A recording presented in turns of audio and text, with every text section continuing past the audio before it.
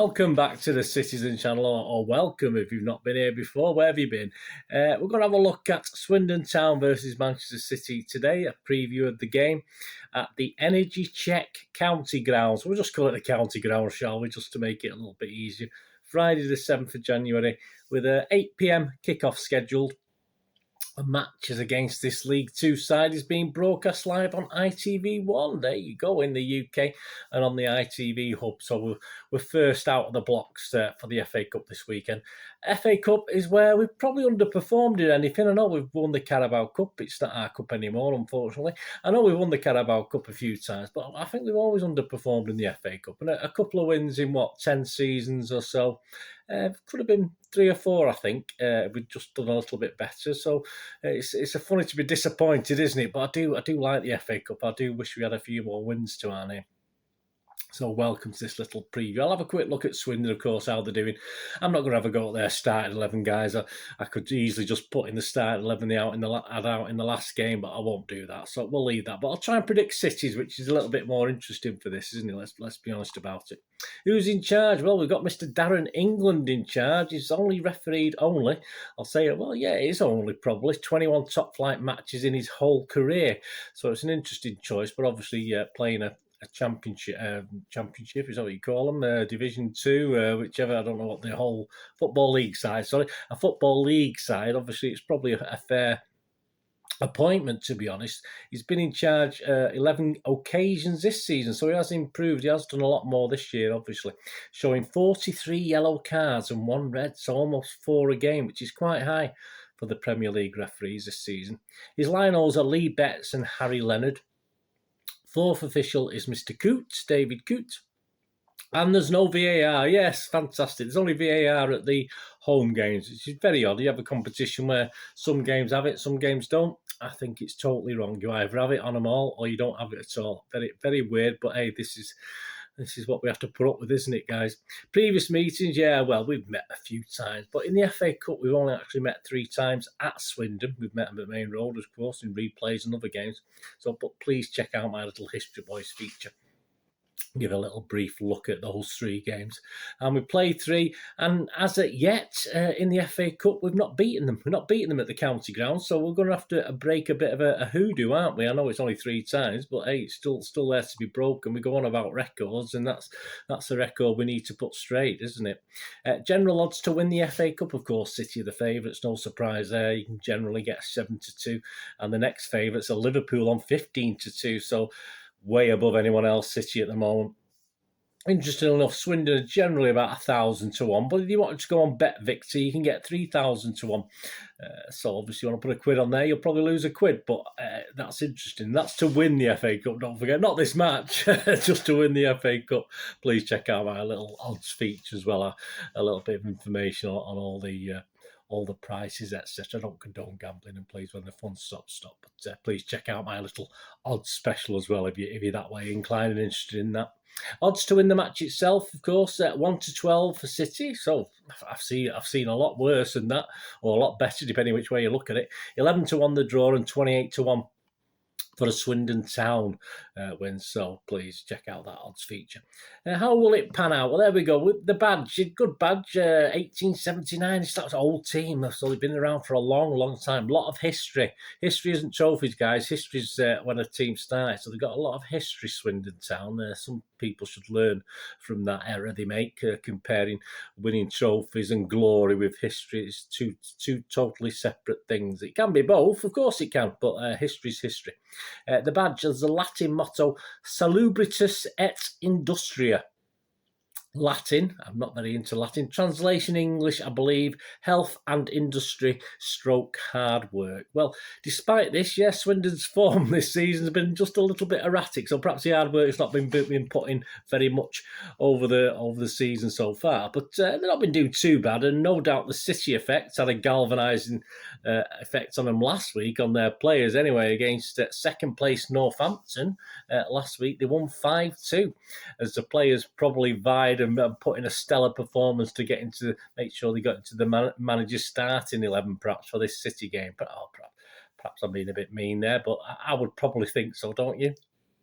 They sit fifth in Division 2, so they're not bad, but only 3 points behind Northampton, who are second.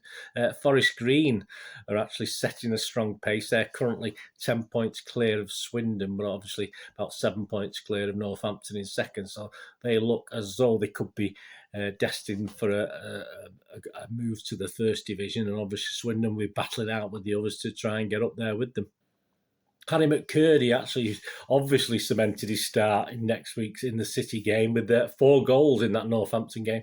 And it's, as far as I can see, yeah, it's a full house. It's a full sellout for this game, despite it being on Freeview on ITV. So that's all well and good and fantastic for the Swindon fans. Wonderful stuff. And obviously for a couple of certainly for Mr. Summerby, isn't it? City, who obviously has a soft spot for Swindon, being from there. And obviously Nicky Summerby played for him as well. So that's all well and good.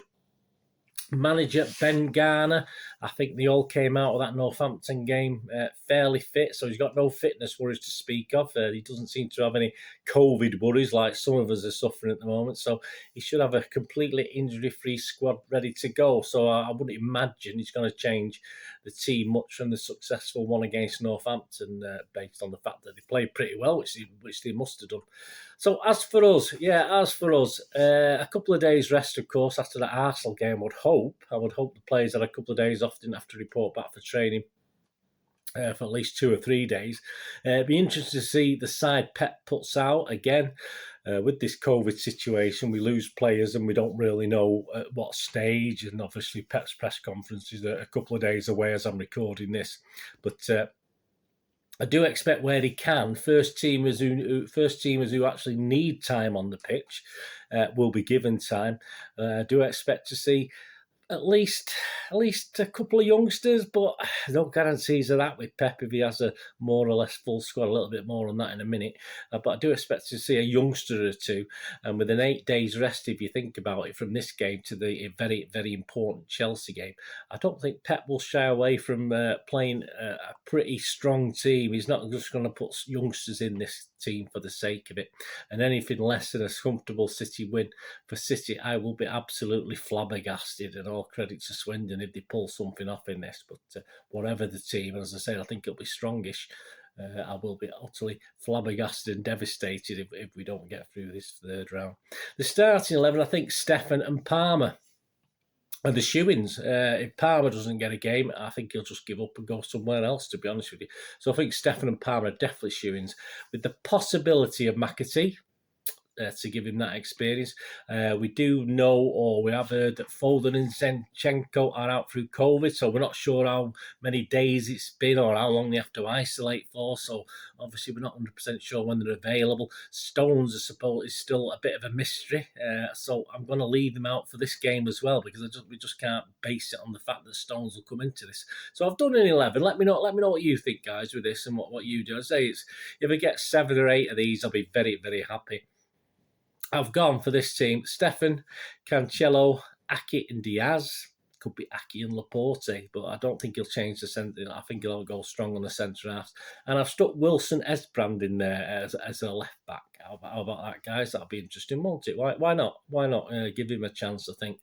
Ferner, Gundogan, Palmer, Sterling, Jesus and Grealish. So as you can see, that if that side doesn't beat Swindon, then I think they all need to take a hit on the, with the weekly pay or something like that, because that would be would be strong enough to at least win by probably 3 or 4 goals. No discredit to Swindon, but that is a very, very strong team, isn't it? Stefan, Cancelo, Aki, Diaz, Wilson, Esbrand, Ferner, Gundogan, Palmer, Sterling, Jesus and Grealish. So I did take a chance with Esbrand, but I wouldn't be surprised if he doesn't get a game and a more senior face.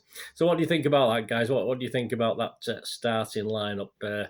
Obviously, and it would leave a couple of kids, 3 or 4 kids on the bench as well to bring on if things are going quite well, to give them a little bit of experience. So I think that could be quite an interesting 11.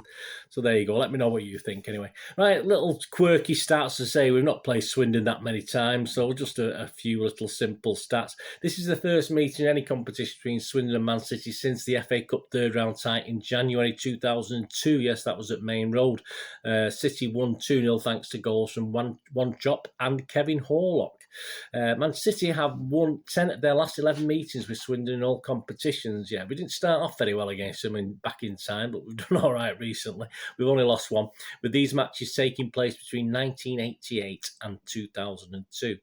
Swindon are looking to reach the fourth round of the FA Cup for the first time since 2011-12. Their third round match that season was a 2-1 victory against Wigan Athletic. Who were they? And the last time they faced Premier League opposition in the competition, that was that season. City have progressed from their last 7 FA Cup ties against sides from the 4th tier or lower, last losing against Blackpool in January 1984. That wasn't very good, guys, was it? City's Bernardo Silva has been directly involved in 9 goals. I think he'll have a rest in this game. In his last 10 starts in the FA Cup, scoring 5 and assisting 4. The Portuguese has been on the winning side in 13 of his 14 appearances in the competition in total, losing only against League One Wigan in February 2018. That Wigan, they're always popping up, aren't they? Yeah, I think Bernardo will be rested for this, don't you? And obviously KDB, obviously he's got to rest 2 or 3 key players, that's for sure. Even though, as I said, perhaps KDB needs some minutes. I don't think Bernardo does he? Let's be honest about it. So there you go. Look out, I'll be doing a full match report, of course, on the Saturday, so it'll be mid-morning to lunchtime, so please keep your eyes out for that. Get that notification button pressed, that'll be brilliant. Please, any thumbs up. We are monetised now, you may have noticed, so if you can watch the ads, I'm never going to charge for this thing, guys. I could actually do a membership thing now, but it's not. I want it to be equal. I want everyone to get this information. I will never dream of charging for this. So if you can watch any ads or follow any links, that helps me out with monetization. So if you can do that, that'd be absolutely fantastic. But if you want to skip through, you just skip through. It doesn't matter to me. I say it's not overly important, but it's nice, obviously.